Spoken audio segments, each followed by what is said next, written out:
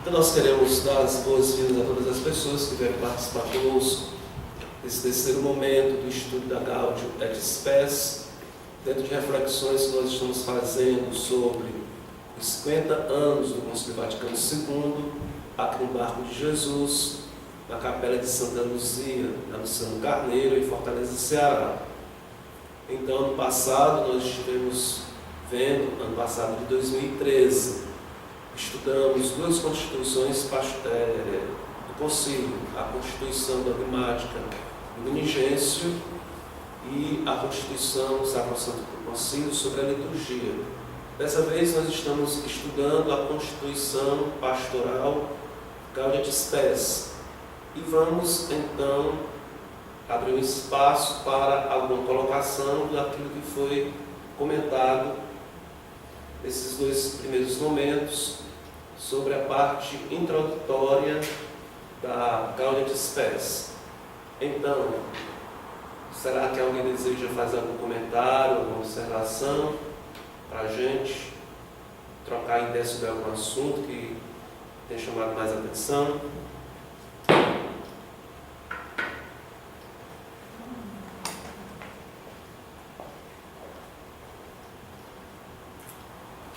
A Vera, ontem, no final do momento, veio me conversar sobre a minha palavra sobre ateísmo, porque eu fiz assim uma palavra mais positiva em relação ao ateísmo, no sentido de tentar dialogar, conversar, tem expressões ateias que não necessariamente é de um materialismo prático.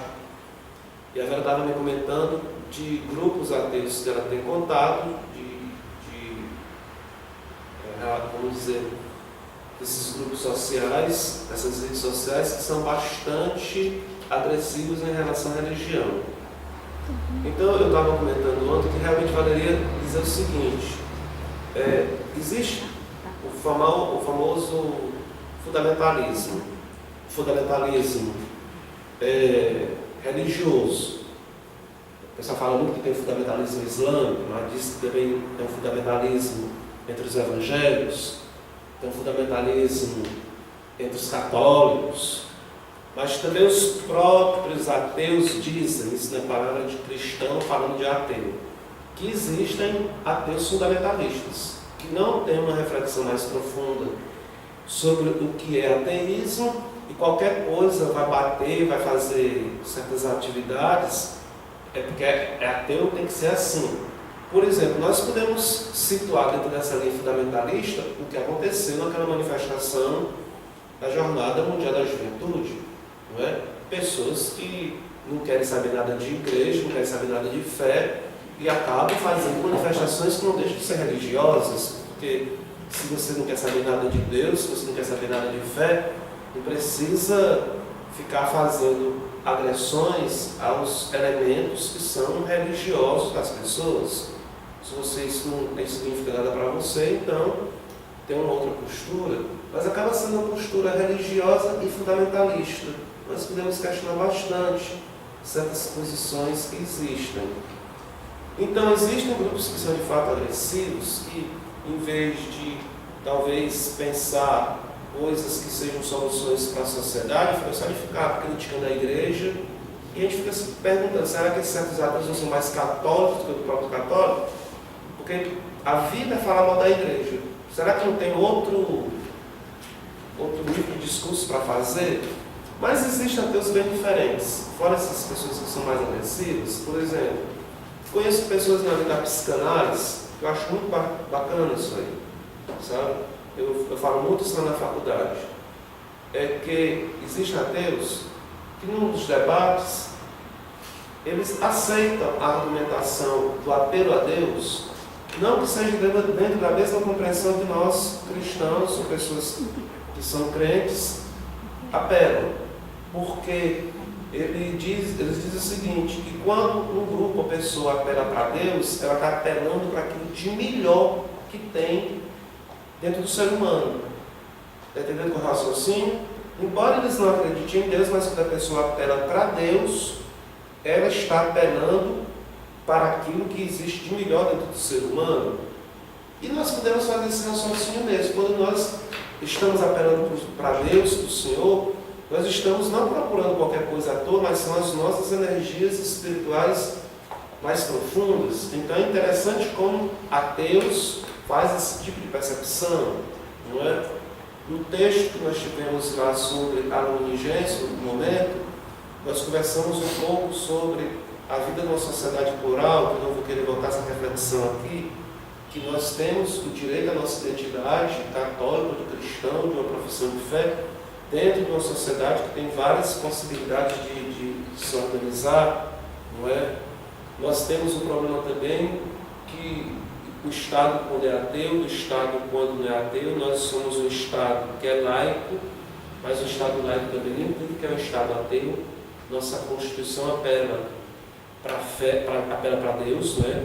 Então, as pessoas se atrapalham muito sobre que certas críticas que são registradas por certos grupos ditos ateus, ou até mesmo que não sejam ateus, que querem calar a voz da igreja, das pessoas que têm fé, que sejam coisas unânimes. Tem pessoas que são mais, têm uma cabeça um pouco com mais reflexão.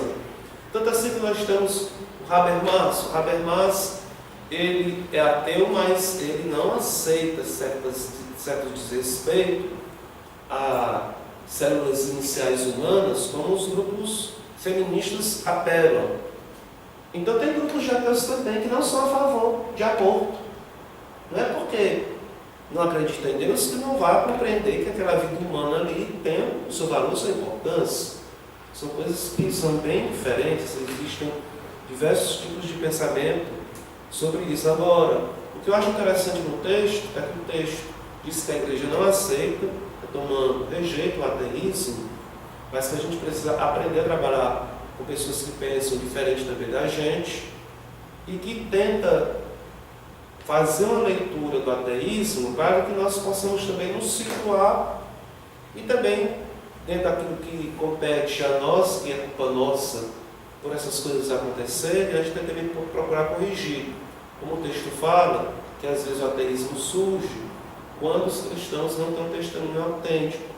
Então que nós procuremos também zelar pelo nosso testemunho para que as pessoas possam aprofundar a sua experiência de fé. Alguém queria fazer um registro de alguma observação de ontem? Ok. Então, assim, nós temos dentro do Concílio Vaticano II, como a gente esteve percebendo, nós temos, então, duas partes na Glória de Espécie, a Constituição Pastoral. Uma parte que é mais teórica, que é a fundamentação do pensamento que vai dar a base de como a igreja tem que pensar as coisas sociais, e nós temos uma segunda parte que trata de coisas mais específicas. Bom seria que nós pudéssemos ver em todos os itens, não é? Mas é um mundo de coisas. O que a gente quer aqui, antes de tudo, é motivar, incentivar que vocês tenham contato com a carta e depois vocês leiam, mas também não impede outros momentos que seja aprofundado e estudado. Por exemplo, nós vamos pular o tema da família, da segunda parte, que é um tema que eu acho muito caro, é um tema precioso, mas como nós não temos, não é? Eu estou optando aqui então pela questão da cultura. Eu digo assim, por que eu faço essa opção? Eu acho que o tema da família é um tema de fundamental importância. Hoje mesmo o Papa Francisco estava falando da importância da formação na área da família. Mas como eu entendo que às vezes as pessoas trabalham com certa facilidade dentro dos grupos o tema da família, e às vezes o tema da cultura é um tema mais deixado de lado, então eu faço essa opção. Nós aqui na paróquia, nós estamos, Paróquia Jesus Maria e José, em Fortaleza, nós estamos nessa perspectiva de trabalharmos a nova evangelização dentro desse ano de 2014. Então esse ponto aqui tem muito a ver com nova evangelização. Então eu queria apresentar para vocês um rapaz no trabalho, antes de entrar especificamente no texto do concílio, esse quadro aqui, que é do Vacilo Canice.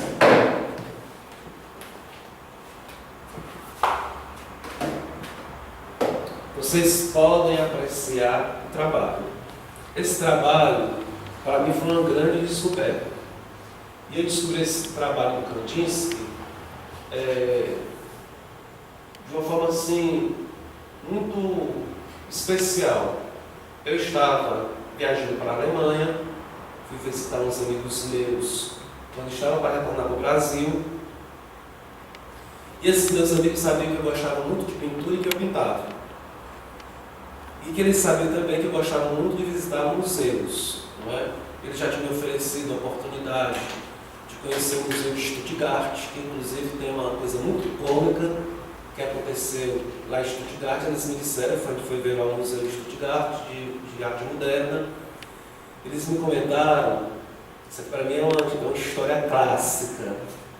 Eles me comentaram que ia haver uma exposição lá e a curadoria da exposição colocou uma obra de arte do lado de fora do prédio do museu para divulgar a exposição, que era uma máquina, eles diziam uma máquina de costurar velha.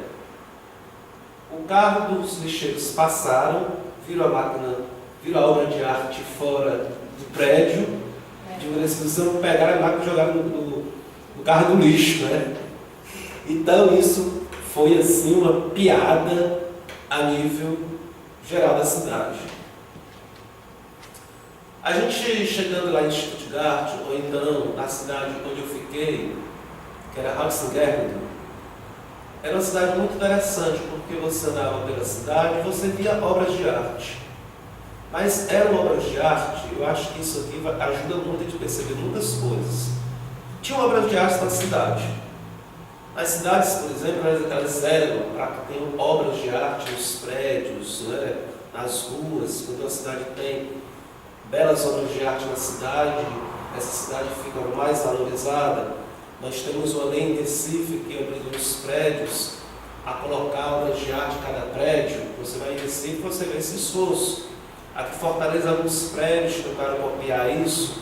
Você vê quando a gente vai na região da Orla Marítima, tem um outro prédio que conseguiu botar uma obra de arte lá, ou mais simples ou mais complicada. Mas então lá na cidade de Hausengerden tinha muitas obras de arte espalhadas aqui e acolá na cidade. Mas eram obras de artes modernas que no primeiro momento você via, não tinha sentido nenhum, você não sabia o que significava aquilo. E para você poder compreender aquilo que estava no espaço público da cidade, você tinha que parar para pensar, na verdade, o que significa isso? E provavelmente muitas coisas não tinham significado nenhum, era só umas estruturas lá, uma forma com outra, quem quiser que achasse aquilo ali bonito. Eu andando pelas ruas dessa cidade, eu pensei, rapaz, mas como é complicado o mundo moderno, porque você está no meio da rua, tem obra de arte, mas você não encontra sentido em nada. E se você quiser dar um sentido, você pode dar, mas está difícil encontrar um sentido ainda. Então, eu pensando sobre essa cidade lá, eu disse assim, rapaz, isso é o típico do mundo moderno, da pessoa moderna. As pessoas vivem sem sentido. Não tem sentido de vida. E as coisas da vida parecem sentido. Então, a arte também acaba sendo sem sentido. Não sei se vocês entendem a ligação do interno da pessoa com o que está acontecendo ao externo. Então a gente poderia pensar, não, mas é porque a pessoa moderna é assim, é uma nova estética. Sim, é uma nova estética, mas por que isso não tem sentido nenhum? Por que isso as pessoas expressam coisas que são só apenas formas que não indicam nada? É claro, se você vai para uma cidade como Paris, uma cidade que eu não conheço, como Buenos Aires, né, Geraldo? Você encontra diversas obras de arte de lá, você tem aquelas artes mais tradicionais, tem um corpo, tem um pé, tem uma cabeça, tem um braço, você sabe que é a pessoa. Também às vezes as coisas ficam muito fáceis de serem apresentadas. Então eu estava com esses meus amigos lá nessa cidade, eles sabiam que eu gostava de arte, e numa segunda visita que eu fiz para eles me levaram para o sul, para a Alemanha, para Munique, onde exatamente o Bento XVI tinha sido bispo, o cardeal Ratzinger tinha sido bispo, e tinha lá museus de obra de arte muito antiga, e tinha museu de arte moderna. E eles me fizeram a pergunta: você quer ir para o Museu de Arte? Porque também o tempo era restrito. Você quer ir para o Museu de Arte Antiga ou o Museu de Arte Moderna? Aí eu, eita, agora o negócio pesou. Lá existia, por exemplo, na Galeria de Munique, tinha quadros famosos do Rembrandt, que eu nunca tinha visto, eu nunca vi pessoalmente quadros do Rembrandt. Pintor dos Países Baixos, que a igreja até pegou aquele trabalho dele, do Filho Pródigo, do Abraço do Filho Pródigo, que é uma pessoa muito famosa. Eu disse: meu Deus do céu, como é que eu faço? Eu disse: não, eu vou querer ir para Museu de Arte Moderna, porque talvez da arte antiga eu tenha mais acesso através de livros, e de arte moderna para mim vai ficar muito difícil, eu quero ver o que a pessoa está fazendo. E eu fui lá e eles me levaram em 3 museus. Eu vou falar aqui da minha ignorância. Então eu cheguei em um dos museus lá, e um desses museus de Munique, porque Munique é uma cidade que estão, para nós aqui da nossa cidade, com um alto padrão de vida. Vocês imaginem, gente, que a gente rodando pela cidade de Munique, aí o pessoal, fazendo tour com a gente, dizia: aquele ali é uma biblioteca tal, aquela ali é outra biblioteca tal. Mas os quarteirões das bibliotecas, gente, eu acho que talvez fosse 2 quarteirões desses ou mais, só de biblioteca. Aí você vai passando pela rua, aquela ali é a biblioteca tal, aquela outra ali é a biblioteca. Eu disse assim: meu Deus do céu, que mundo é esse? Que mundo é esse que tem esse investimento na cultura, de biblioteca? É uma realidade totalmente diferente da nossa situação, não é? Então, chegamos lá no tal Museu de Munique, de Arte Moderna, e numa das salas, em um dos museus, tinha 1 ou 2 salas só dedicadas ao Kandinsky. Eu tirei lá o museu todo e me admirei que o autor de destaque do museu era esse Kandinsky. Pessoal, eu confesso a vocês, não entendi nada. Eu olhava para aquilo ali e disse assim: meu Deus, que coisa mais estranha, que coisa mais esquisita. Mas um museu de Munique tem 2 salas para um pintor como esse, aquele cara devia ser muito importante. Essa visita que eu fiz lá na Alemanha foi em dezembro de 2005. Foi 2005, foi já quase voltando para o Brasil, exatamente isso. Aí eu disse assim: quando eu chegar no Brasil, quando eu retornar, porque eu já ia retornar para o Brasil, voltar para a nossa terra, a primeira coisa que eu vou fazer quando chegar no Brasil é comprar um livro do Kandinsky, ler o autor e procurar entender o que é que esse rapaz quer dizer, porque eu não consegui entender aquele trabalho dele. Tanto assim que eu saí de lá em dezembro de 2005, esse livro que eu comprei foi em março de 2006. Foi logo bem perto da minha chegada aqui no Brasil.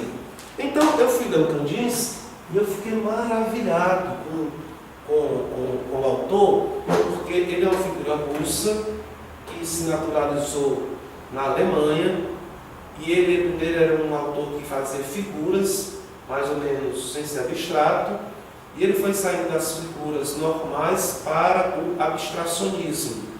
Ele é considerado um dos precursores do abstracionismo. E também assim, tem várias coisas muito interessantes na obra dele. Ele estudou filosofia alemã moderna, autores modernos da filosofia alemã, e tentou traduzir a filosofia na obra de arte dele. Eu já fiquei mais atento, porque eu também estudo filosofia, ensino filosofia, e fiquei mais curioso. Outra coisa também muito bacana que eu soube da obra dele é que ele pintava para curar as feridas da humanidade das explosões atômicas. É um negócio assim, quer dizer, ele tinha o sentido de fazer um trabalho que curasse a humanidade dessas feridas, dessas violências do tempo atômico. Então comecei a achar muito curioso, porque também é um outro tema muito forte que nós temos dentro da igreja, inclusive no Concílio Vaticano II da Gaudium Spes, uma parte só sobre a paz, e ele lá preocupado com a pintura dele com a paz. Mas dizem que ele tinha um dom que é muito específico, que ele associava, quando ouvia música, cores, e as cores para ele não emitir sons. Ele tem um negócio assim muito ligado com som e com cor.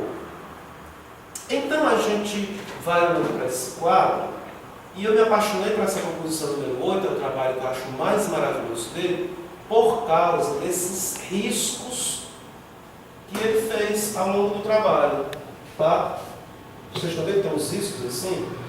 Quando eu olhei para esses riscos, o que me chamou a atenção é que eu tinha um autor na filosofia que eu não conseguia explicar o pensamento do autor. Quando eu vi para esse trabalho, eu disse assim, está aqui o que o Jaspers falava. Um pensador que é chamado Karl Jaspers, ele falava, para a gente traduzir isso um pouco de uma forma mais simples, que nós não conseguimos ter a visão de fato do fundo de tudo que mantém essa realidade que nós vivemos, que nós poderíamos dizer que é do ser. Ele disse que nós só conseguimos ter uma visão pequena. É como se essa dimensão de toda a realidade que está aí apenas nos tocasse de uma forma periférica. A compreensão da vida, do ser, de tudo que isso está, extrapola a nossa realidade. Então, quando eu vi esses dados aqui, né, esses riscos, é como se esses riscos para mim continuassem para além do quadro, extrapolasse o quadro. É uma realidade que está dentro do quadro, mas não termina no quadro, vai para além. Nós poderíamos situar a compreensão, por exemplo, de Deus. Nós poderíamos pensar, quando a gente pensa Deus, a gente só pensa Deus naquilo que toca mais perto da gente. Mas nós não temos o mistério de Deus todo. Deus nos toca, mas o mistério de Deus é muito mais além do que a gente possa imaginar. Então é como se isso aqui fosse um pequeno toque da realidade divina que a gente alcança, mas que extrapola a nossa própria visão e compreensão. Então, quando eu estava vendo Kandinsky, eu disse, mas rapaz, aqui eu vou conseguir traduzir um texto de filosofia que eu não consegui dizer com palavras. A imagem veio me ajudar. Mas esse trabalho tem várias outras questões. Por exemplo, tem gente que vê nele uma sinfonia. Tem gente que vê nele vários instrumentos musicais. Se eu for deixar assim vocês olharem o quadro, não é? Vocês vão começar a ver diversas coisas dentro desse quadro. Talvez vocês vão ver prédios, talvez vocês vão ver um robô, talvez vocês vão ver montanhas. Não é? Tem uma montanha lá em cima que parece que tem uma antena de televisão, que tem uma cruz também. Você está muito ligado em cruz de comunicação. Você tem essa bola menor de lado ali daquele círculo maior, que o quadro está cortado ali, o quadro é maior. Tem toda essa bola preta, mas você pode talvez ver os astros aí, você pode perceber, quem sabe, o espermatozoide entrando no óvulo, a questão da biologia. Tá? Você pode viajar em muitas coisas. Mas ele diz um negócio muito maluco da própria obra dele, que é aquele triângulo e aquele círculo que estão ali. Segundo a compreensão do Kandinsky, tá? Segundo a compreensão do Kandinsky, ele diz que aquele triângulo e aquele círculo têm a mesma ideia da criação de Adão no quadro do Miguel Ângelo, na pintura do Miguel Ângelo na Sistina. Então nós temos uma famosa pintura do Miguel Ângelo na Capela Sistina, que é a criação do homem. O homem está peladão e está assim, com a mão assim, e Deus está voando no espaço, e às vezes, muitas vezes nós temos só isto, né?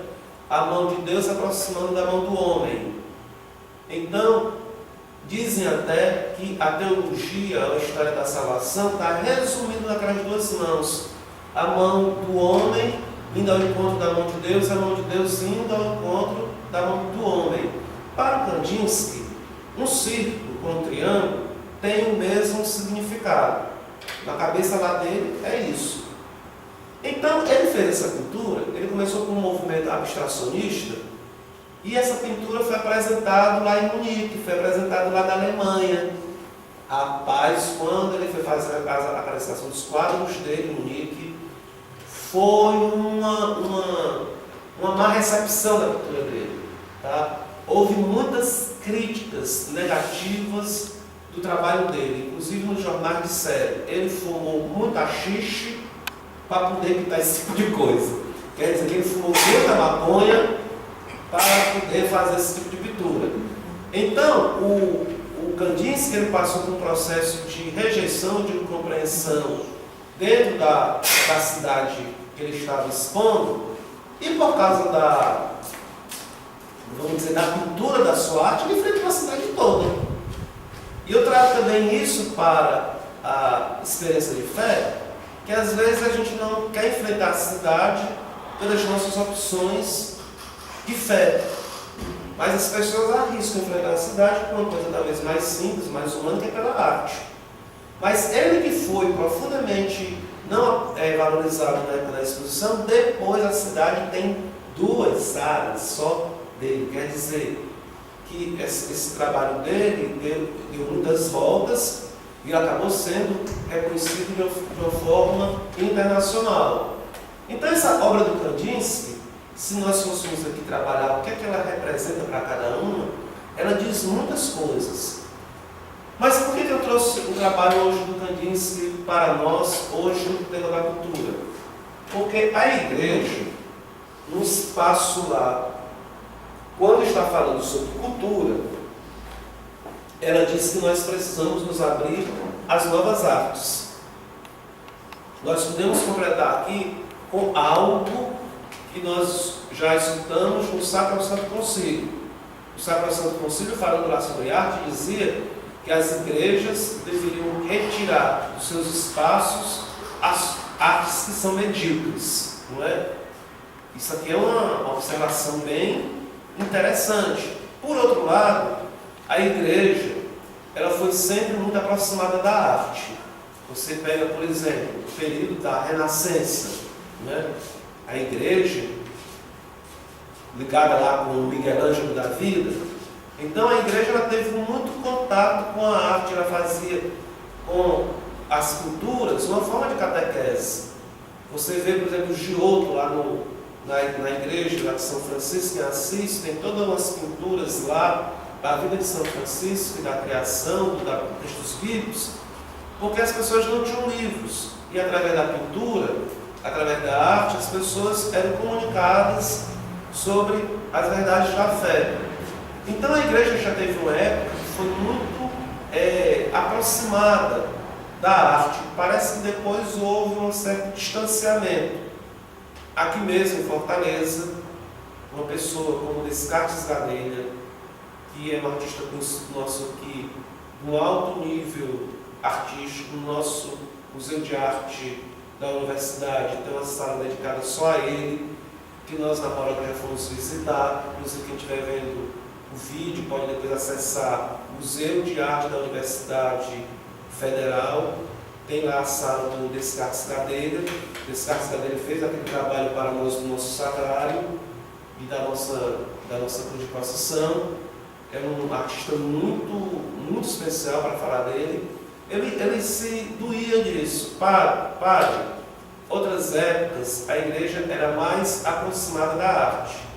Hoje em dia, os padres estão mais distantes, não valorizam tanto como deveria valorizar.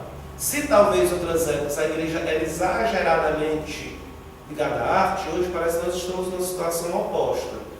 Porque também eu digo que, infelizmente, a arte, tomemos lá de novo a cidade de Hausenberg, ou então a cidade como Paris. Na cidade de Paris tem várias obras de arte, do dourado, nisso, naquilo.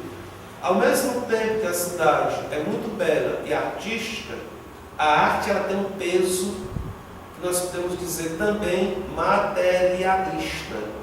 Para você ter uma escultura, você tem que ter um investimento. Para você ter uma coisa dourada lá da vida, você tem que ter um dinheiro para poder fazer aquilo ali. Então, ao mesmo tempo que você chega numa cidade como Paris, uma cidade profundamente cheia de arte, você vê também que é um negócio materialista, é um mundo de ideia, e para você ter aquele padrão de arte, você infelizmente teve que explorar pessoas, assaltar outros povos, outros países, a riqueza para poder ter aquele padrão de vida. Então, Não é que a arte assim seja tão ingênua, não é? Porque a gente também vai fazer hoje utilização da arte em moldes também de outros períodos que foi exatamente uma relação colônia-metrópole que o pessoal saqueou os bens de certas populações. Inclusive, um professor historiador chamado Eduardo Ronald, ele critica muitos museus. Ele não é muito simpático dos museus, porque o museu é um espaço de arte, mas não é só um espaço de arte. Você vai para um Louvre, por exemplo, na França, não é só um espaço de arte francesa. Lá tem coisa da Mesopotâmia, tem coisa do Egito, tem coisa da Grécia, tem coisa de vários países. Como é que isso vai parar lá? Tá? Tudo bem com a Mona Lisa da vida, o Leonardo da Vinci foi levado pelo rei Francisco, e ele acabou morrendo lá e ficou com a obra de arte lá da Gioconda, mas também tem várias outras obras de arte de outros países que estão baixos relevos maravilhosos da Mesopotâmia. Isso foi também assalto colonial a outras culturas e a outros povos. O certo seria, né, que o pessoal, e de vez em quando nós temos isso, reivindicações da Grécia, de certo tipo de material que está em tal ou um outro museu, volte para a Grécia, que o patrimônio certo é daquele país, foi assaltado, foi roubado. Então nós temos também, na verdade, às vezes, em muitos museus, a demonstração da ostentação do roubo que fizeram gerações passadas. Na verdade é isso. Pode ser que a gente tenha um museu no México da cultura asteca, mas é uma cultura, né? É um negócio ligado à própria região. Não é uma coisa que foi tirada de um outro país para lá. Mas nós também temos então museus ou galerias de arte, porque esse lugar que eu estava lá, que estava no Kandinsky, não necessariamente era um museu que tinha peças de outros povos, era de arte ali do local. Eu também tive vendo o Louvre, e o Louvre você constata exatamente essa situação de assalto ao patrimônio de outros países, mas nós podemos ver que o museu, não é, ele pode ser, como galeria de arte, um espaço de comunicação de ideias, não é, que as pessoas vão sendo provocadas com isso aí. Mas eu queria então situar assim, que a arte ela também não é tão inocente. A arte ela pode ter um elemento muito educativo, pode ter um elemento muito de apresentação da cultura do povo, mas pode ter vários problemas capitalistas em torno dela. Que nós precisamos sim ser uma igreja mais envolvida com a arte, sim, mas não de certos padrões como antigamente.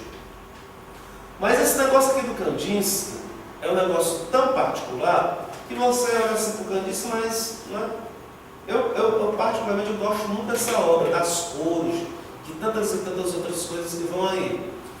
Mas aconteceu que outro alemão viu a obra do Kandinsky e a partir da obra do Kandinsky ele fez um design de uma cadeira chamada cadeira Vassili, que depois se quiser acessar na internet é cadeira Vassili, exatamente em homenagem ao Kandinsky. Ele faz um design de uma cadeira, tá? Quer que eu bote? Não precisa. Poderia ser sim, a gente poderia ver a cadeira Vassili. Tu só disse como é que escreve, então? É só aqui, cadeira Vassili. Tá? Ele se inspirou, essa cadeira Vassili, no Kandinsky, no trabalho do Kandinsky. Nós não vamos registrar, quando tiver a cadeira, de onde é que está de fato a inspiração. Porque as peças do suporte da cadeira é todo, vamos dizer, inicialmente inspirado na composição do Kandinsky e depois ele transfere para um tipo de acolchoado. A cadeira do Vassili, ela tinha canudos de ferro. Elas foram os primeiros, vamos dizer, tipo de móveis que foram feitos com canos de material. Primeiro era alumínio, não sei o que, foi mudando o estilo para ficar um pouco mais leve, tá? Então, essa aqui. São várias coisas, a mesma cadeira, vai a mesma cadeira, tá ótimo, velho. Vai, será que dá para apresentar ele? Só ela, esse negócio santo. Gente, veja como as coisas são, tá? Como as coisas são. O rapaz, então, se inspirou na obra do Kandinsky para fazer esse tipo de cadeira pelos idos dos anos 30, 40, e essa cadeira, ela revolucionou, tá, o design de cadeiras, porque hoje nós temos, então, um monte de móveis feitos de tubo de aço, de instrumento, né? Que foram depois derivados desse tipo de cadeira aqui. Então, onde foi que ele se inspirou na coisa do Kandinsky? Nas curvas. E antes deles montarem essas faixas aqui, eles fizeram a composição do quadrado desses negócios, que diziam que tinham se inspirado no quadro do Kandinsky e depois jogaram em cima desse negócio. É muito fantástico quando você vai vendo como essa cadeira foi elaborada. Então, o que eu quero dizer para vocês, então, é que um trabalho daquele do Kandinsky, que parece tão anormal, que de fato era, não é? Vai depois tendo desdobramentos no design que vai marcando a vida da gente contemporânea, a gente nem sabe de onde foi que a coisa se desenvolveu. E o que aconteceu foi que esse design aqui, ele viu naquela obra do Kandinsky algo mais que a gente não vê, ou não viu, e foi influenciando a sociedade contemporânea. Já então, a igreja, ela vai dizendo que ela precisa se abrir às novas artes, às novas estéticas que estão sendo apresentadas, porque nessas estéticas novas também tem alguma coisa que fala para o homem contemporâneo que a gente precisa também traduzir. Voltemos ao quadro do Kandinsky. Tá? No quadro do Kandinsky também tem uma coisa muito interessante, que dá para a gente perceber o pensamento do homem atual. Quando o Kandinsky pintou esse negócio aqui, tem uma coisa na filosofia que é dito o seguinte: o homem moderno quer ser autônomo, quer dar sua própria lei. Antes quem dava lei era Deus, antes quem dava lei era uma coisa antes da vida do homem. Então o homem, ele chegou a uma maturidade que ele tem que dar sua própria lei. Então esse negócio do homem moderno, da pessoa moderna, de querer dizer como é que deve ser mesmo a sua medida, saber poder dizer o que quer, o que não quer, independente de outras coisas que sejam ditas por aí, a sua autonomia de ser diferente, está expresso dentro desse quadro. Então, o Kandinsky, quando ele quis pintar, ele não quis pintar segundo as categorias antigas. Ele quis pintar de uma forma totalmente diferente, com novas regras, onde ele dava as leis das suas regras para a pintura. Isso, gente, nós vemos bastante dentro do mundo moderno. As pessoas querem ter o direito de pensar diferente. As pessoas querem ter o direito de se manifestar de acordo com a sua maneira de pensar, a sua individualidade, disso, daquilo, e criar suas próprias leis. Agora, o que eu acho mais maravilhoso é que o Kandinsky aqui manifesta uma autonomia, a sua individualidade, o seu pensamento moderno, a sua maneira moderna de ser, dando as suas leis, até espanta como é que isso pode ser, mas aí eu faço uma outra leitura. É verdade que ele quebra as regras da pintura tradicional, mas ainda existe a circunferência, ainda existe a reta, ainda existe a geometria, ainda existe a matemática, ainda existe a tinta, ainda existe a tela, ainda existe o pincel, ainda existe o artista. Não é? Quer dizer, o homem moderno, ele quer fazer tudo diferente, mas acontece que as coisas básicas para fazer essa coisa diferente são dadas iguais para todo mundo. Somos nós, seres humanos, que temos a capacidade de pensar, é a nossa vida que é o nosso chão, que por mais que a gente queira fazer tudo diferente, todos nós, como dizia lá no música do Belchior, né? Ainda pensamos iguais aos nossos pais, né? Mas, como é que é a música do Oxalá? A Vera não quer saber de Oxó, mas é a música tradicional, ainda vivemos como nossos pais. Nós éramos jovens que queríamos fazer tudo diferente dos nossos pais, tudo diferente das outras gerações, mas nós acabamos repetindo de uma ou outra maneira os mesmos esquemas. Porque, na verdade, por mais que o ser humano, o homem moderno, queira ser diferente, todos nós nascemos, todos nós morremos, e nós pensamos de criar a nossa vida com amor, de ser amado. Nós podemos ter uma vida moderna que as pessoas podem deitar com 10 mil pessoas, com 20 mil, mas as pessoas sempre procuram ainda alguém para que ela possa se sentir amada, não é? Então, o ser humano, apesar de tantas mudanças que nós alcançamos com o desenvolvimento tecnológico, não é como nós tivéssemos ainda e temos o mesmo chão. Nós não somos outros seres humanos, nós não somos outros bichos, apesar de todo o processo de desenvolvimento da tecnologia e da ciência e do conhecimento. Nós somos ainda pó e barro, e vamos voltar desse chão de onde viemos. Então aqui, ao mesmo tempo que existe um grito, não é, da busca pelo diferente, de expressar uma coisa, tem as cores, que são cores tradicionais, tem os traços, tem a matemática, está tudo aí que você pode encontrar de uma ou outra forma no mesmo trabalho da Mona Lisa, ou no mesmo trabalho do Miguel Ângelo.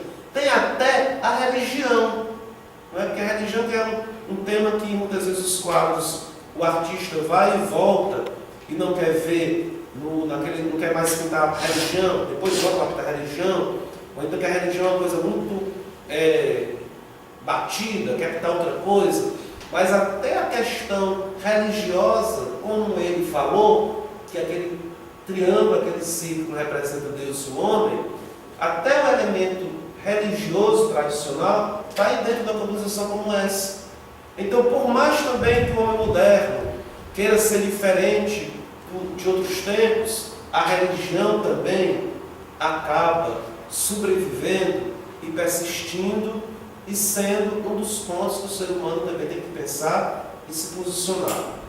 Então, gente, isso para dizer, sabe, que uma obra dessa como Kandinsky é uma obra, eu, por exemplo, né, acabei descobrindo esse autor numa viagem assim que eu falei para vocês, por acaso, depois estudando, descobrindo, tentando entender a coisa que ele era, e eu fui perceber que ele é muito mais importante do que eu imaginava que fosse.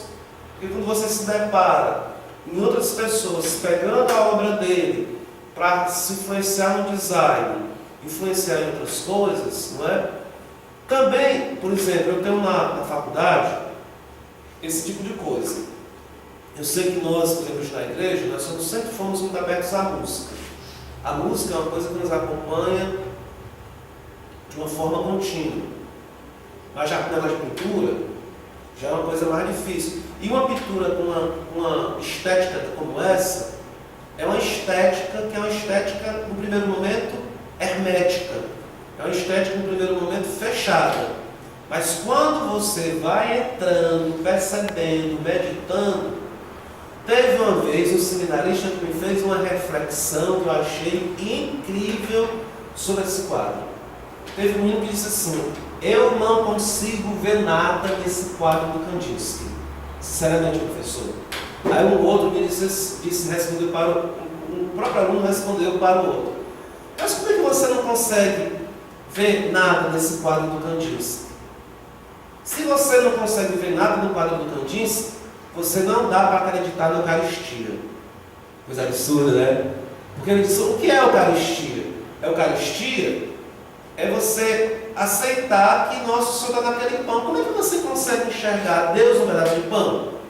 Então ele disse que é muito mais difícil enxergar Deus no pedaço de pão do que não enxergar o sentido aqui dentro dessa obra do Kandinsky.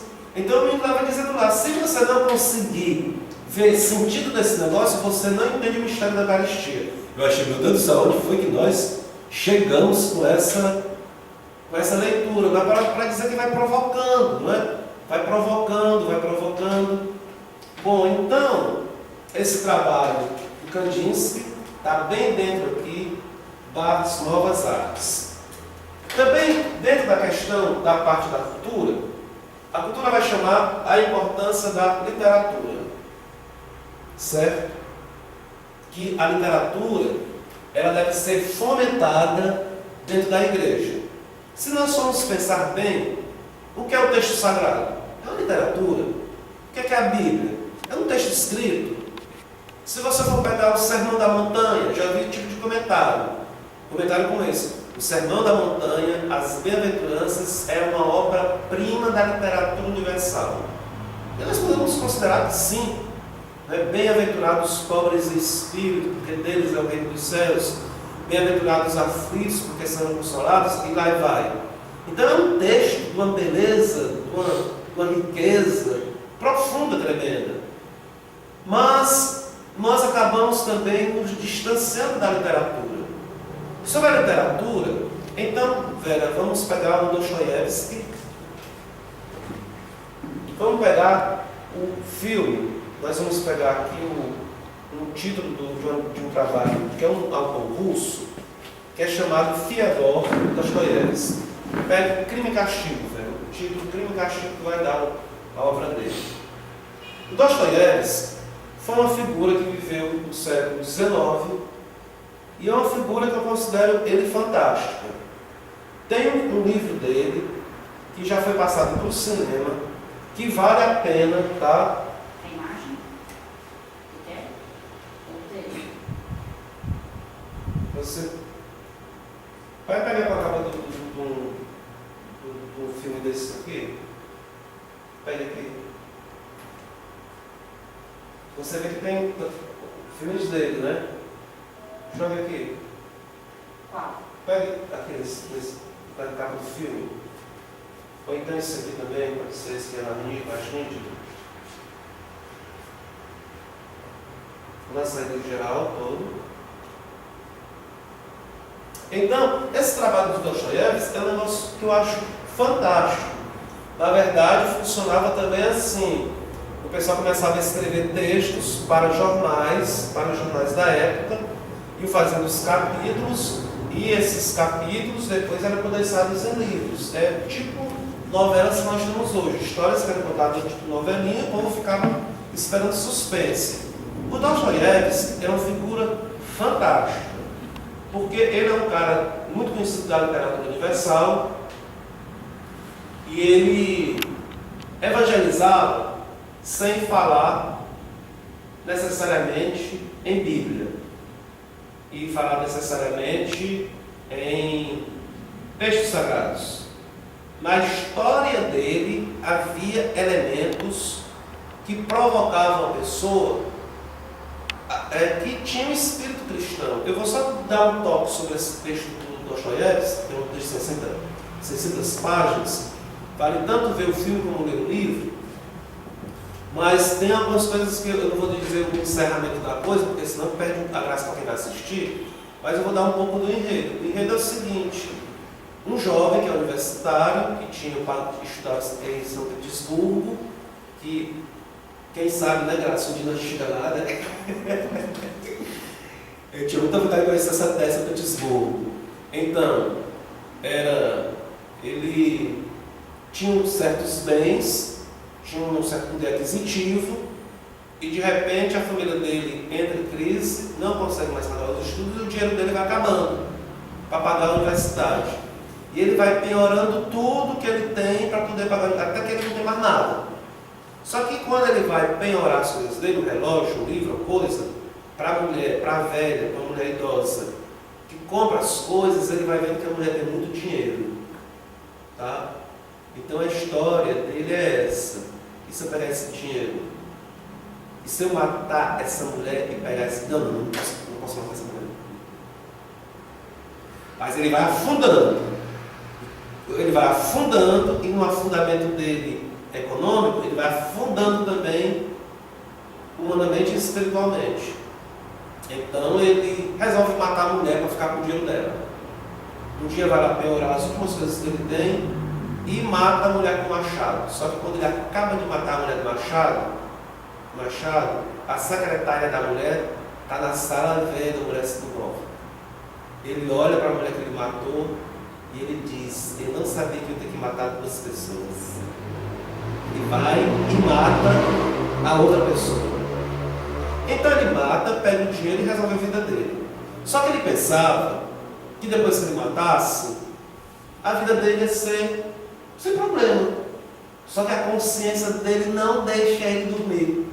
Ele começa a ter crises e crises de consciência, fica aflito de noite, tudo ele está vendo perseguição, que eu expliquei, ele vai ser quem foi que matou, tá? Ele adoece com uma crise de consciência. Então o texto do Dostoiévski é um texto sobre a crise da consciência de um homem diante de uma grave ação que ele fez. Aí a história, ele vai conhecer uma prostituta, e ele se apaixona por essa prostituta, se casa com essa prostituta, todo mundo depois abandona a prostituta, abandona o estudante, e a prostituta fica do lado dele. Então, dentro do sofrimento de consciência que vai acompanhando toda a vida desse rapaz, essa prostituta está ao lado dele. Então, o Dostoiévski vai dizer que ele identificou a igreja com a prostituta. É muito estranho, tá? Mas, ao mesmo tempo que ele identifica a igreja com a prostituta, ele está identificando a igreja com uma pessoa de uma classe social, um setor social que é rejeitado e que, ao mesmo tempo, tem a caridade para fazer uma ação que os outros setores da sociedade não têm. Então, é um texto riquíssimo, sabe? Porque ele, através da literatura, ele vai fundo no que nós poderíamos dizer que é uma evangelização. Só que é uma evangelização, gente, super, hiper inteligente. Não é uma coisa feita assim, talvez, está entendendo? Ficar fazendo uma coisa, um texto, uma coisa fundamentalista. Que é uma coisa fundamentalista, só citando Bíblia para lá e para cá, para lá e para cá, e não sai desse esquema. Ele pega, de fato, a inspiração cristã e vai colocando dentro da vida da sua sociedade. Quer dizer, é de uma riqueza tremenda.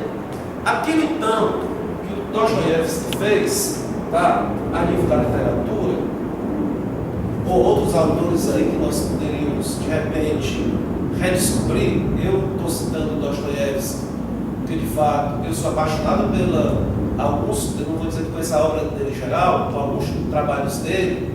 Tem um outro texto famoso dele, dos irmãos Karamazovs, que vai falar sobre o julgamento do Cristo pela Inquisição. É um negócio bem maluco, tá? Então, assim, tem algumas coisas que são bem interessantes na obra dele, e a gente vai se pergunta, onde é que está, de fato, o trabalho da igreja com a literatura? Porque a literatura ela é importantíssima para a evangelização. Se nós não temos literatos, se nós não temos escritores, como é que você pode fazer um filme com outros valores? Como é que você pode fazer uma novela com outros valores? Eu sei que nós criticamos muitas novelas.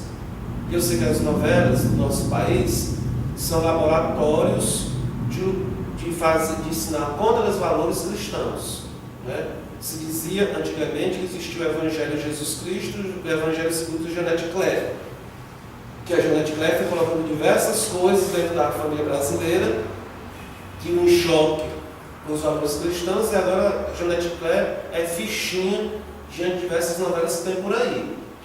Mas por que certas novelas têm certos escritores? Onde é que vieram esses escritores? Onde é que vieram esses roteiristas?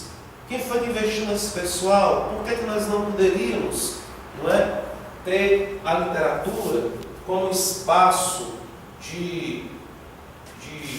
vamos dizer, de construção de outro momento? Então, assim, eu admiro muito, tá, editoras que nós temos católicas, que vendem livros católicos e que vendem livros que podem estar ao alcance da população. Às vezes não só editoras católicas, você pode ser um bom autor católico que não fala necessariamente de uma coisa assim, pode até falar de coisa cristã, mas que tem uma aceitação da população. Por exemplo, a gente tem agora o Pedro Oliveira. Pedro Oliveira é uma figura que está dentro da questão da literatura. Pedro Oliveira ele escreveu A Senhora das Águas. Nenhuma editora católica quis o texto dele. Quem foi editar lá o texto dele foi uma editora que não era católica. Ele ficou muito chateado na época com uma coisa, que ele fez um texto de fé e as editoras nossas não quiseram. Mas ele disse que o texto dele tinha um objetivo, que era atingir as pessoas que não tinham fé. E depois que ele disse que viu que as editoras católicas não quiseram, que foi editoras não cristãs que quiseram, ele disse que era mais fácil então chegar ao público não cristão. E acabou sendo atingindo o objetivo que ele queria. Então assim, o Pedro Oliveira, por exemplo, é uma figura que tem escreveu 2 textos aí, que tem essa perspectiva de entrar na literatura. Aqui na comunidade, aqui na paróquia, eu sempre tenho falado do Victor. Victor escreveu um texto muito bacana para os jovens, um folheto, é A Grande Batalha. Essa grande batalha, ele começa com um diálogo de São Miguel Arcanjo com... Ele tinha 12 anos na época que escreveu esse folheto. Eu tenho conversado muito com o Victor sobre esse texto que ele escreveu uns 2, 3 anos atrás. Então ele escreveu um texto, essa grande batalha, começa lá com o diálogo de São Miguel com Deus. Eu perguntei, Victor, por que você escreveu esse texto? Que ganhou prêmio até na escola dele. Ele disse, padre, porque eu vejo as pessoas, os jovens, hoje só ligados com o negócio de vampiro, não é? Com o negócio de demônio. E eu queria apresentar para os jovens um outro tipo de história, de informação. Eu disse, mas rapaz, isso que o Victor pensou quando ele escreveu o texto dele é exatamente esse dom da literatura que nós deveríamos fomentar na igreja. Quem sabe por que de repente o Victor não pode ser um futuro escritor?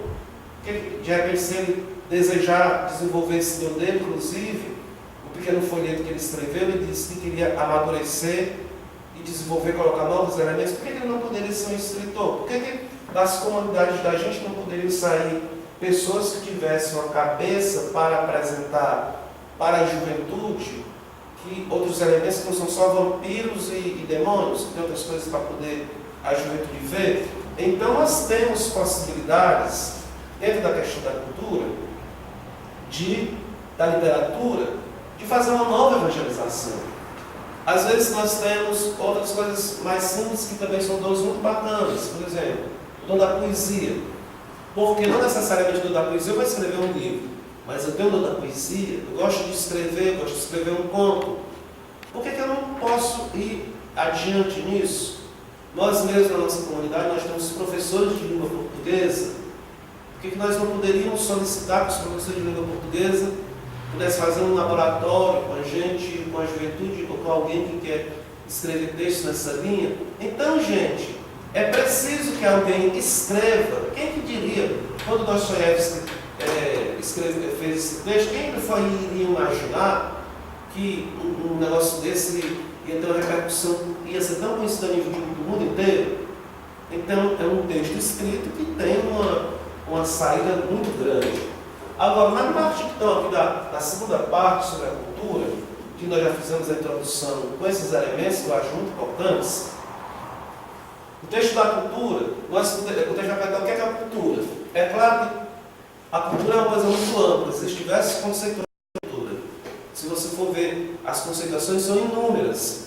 É claro que, vamos dizer, a maneira que o povo se comporta é uma forma cultural, a maneira que a Argentina se comporta lá tem uma forma própria de ser, nós no Brasil, nós no Nordeste, nós no Sul, o pessoal da Europa tem uma cultura. Mas o texto vai falar aqui, de algo muito específico, que é a cultura também é promovida pelo estudo. Que é muito simples você dizer, nosso povo tem cultura, é a cultura do nosso povo. E depois não existir um investimento de fato na educação. Hoje mesmo eu estava falando, é até chato dizer isso a nível de vídeo, mas é verdade, não tem como fugir disso. Que, por exemplo, nós aqui em Fortaleza temos como uma das coisas turísticas, né, ou vamos dizer, um dos elementos que indicam a cidade é a jangada. Mas o que é a jangada? A jangada é uns pedaços de pau junto, muito primitivo, com um negócio levantado, uma vela levantada. Saber que pessoas não trabalharam no meio do mar, na estrutura daquela ali, é um negócio super primitivo. Então você se acomoda que é uma coisa turística, não sei o quê, mas não deixa de ser um sinal de subdesenvolvimento. Tudo bem que o nosso povo se dedica ao artesanato, é um povo criativo, faz isso, faz aquilo, mas também pode ser um sinal que nós não temos a condição de ter estudo para fazer coisa de tecnologia e ficar no artesanato. Estamos lá com o artesanato lá na praia, o pessoal fica vendendo artesanato. Por que a cidade não pode vender tecnologia? Porque não tem estudo para isso.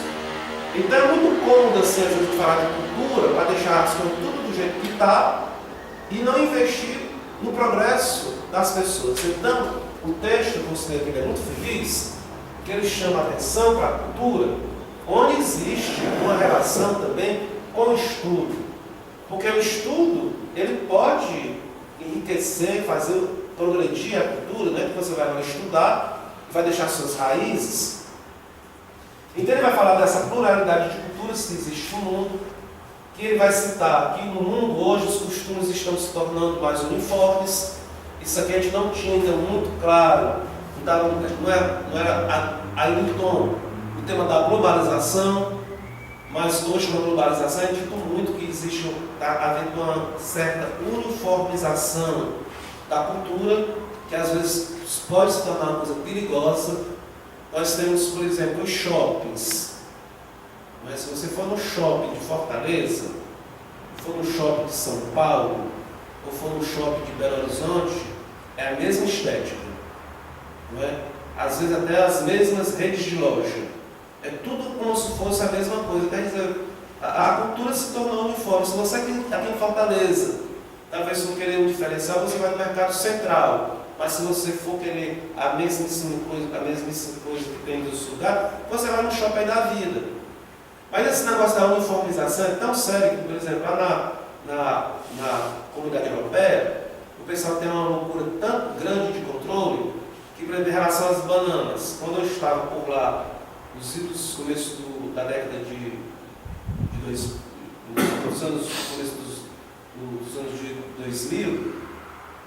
2002, 2003, 2004, eu estava vendo lá os noticiários sobre a comunidade europeia. Eles queriam um tipo de banana que deveria ter o mesmo centímetro. As bananas vendidas no mercado deveriam ter o mesmo tanto de centímetros.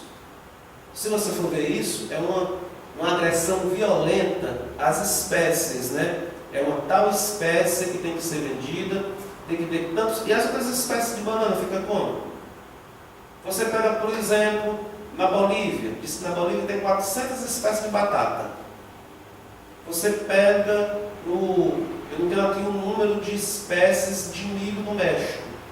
Não sei se chega a 100, é um número absurdo de espécies de milho. Agora, por causa do mercado, você vai valorizar só um tipo de espécie e desprezar os outros tipos de coisa. Quer dizer, às vezes a globalização, essa cultura, fica tão uniformizada que fica difícil. A arquitetura, quem faz essa crítica é o Descartes. Descartes, ele critica os arquitetos, não sou eu que critico, que diz que os arquitetos têm uma estética cultural uniformizada a nível de mundo. Muitas vezes a estética de um arquiteto não sei aonde é a mesma estética aqui, que às vezes isso gera graves problemas. Eu não vou dizer qual é a igreja aqui em Fortaleza, mas você vê a igreja de Fortaleza aqui que fez uma reforma, podemos dizer, bastante com recursos, mas se você for ver a estética da igreja, é uma igreja alemã. Se você entra na igreja alemã, é uma igreja que tem os painéis de vidro, que não tem santo nenhum, é toda uma estética assim. Rapaz, quem vê a igreja aqui, que igreja bonita, mas quem conhece as igrejas alemãs, rapaz, é uma importação de uma estética alienígena para uma outra terra. E de fato, como a arquitetura acaba às vezes sendo um fator também de uniformizar o tipo de padrão de beleza e tudo. Ele vai dizer então que a cultura deve principalmente orientar para a perfeição da pessoa, deve ser um direito de todos, deve ser valorizado o estudo de base e os estudos superiores. Infelizmente, nós no Brasil temos um grande número de analfabetos, as pessoas mal conseguem se alfabetizar e quando chega no segundo grau já acha que já está tudo muito bom. Já é um funil quem consegue entrar dentro do terceiro grau. Ele, para encerrar aqui para a gente poder conversar um pouquinho sobre essa questão cultural, ele já vai registrar que está no Concílio Vaticano, isso aqui não é coisa de agora, quer dizer que as pessoas estão diminuindo o tempo de trabalho. Como se está diminuindo o tempo de trabalho, está se podendo ter mais tempo para atividades culturais como o turismo e como o esporte. Essa indicação da Gaudia de Spes, ela é altamente atual. Por exemplo, hoje diversos sindicatos, uma das pautas dos sindicatos é diminuir o tempo de trabalho. Porque se diminuir o tempo de trabalho, vai poder oferecer trabalho para outras pessoas que estão desempregadas. Tá? É um tipo de abordagem. E se as pessoas tiverem, talvez, mais tempo livre, vão poder investir em outras atividades que podem também gerar emprego, como são a área do cinema, a área da cultura, do lazer, a área do esporte. Quer dizer, esse ócio que talvez as pessoas tivessem não pudesse gerar outros tipos de benefícios. Então, essa indicação aqui do concílio, ela está, vamos dizer, sendo muito debatida nos dias de hoje. Então, pessoal, essa apresentação aqui sobre a cultura, ela quer trazer para a gente a importância, tá, que a igreja dá para o progresso cultural dos povos, passando pela educação, que a educação de base, ela não é algo indiferente à realidade da igreja, ou à realidade da evangelização.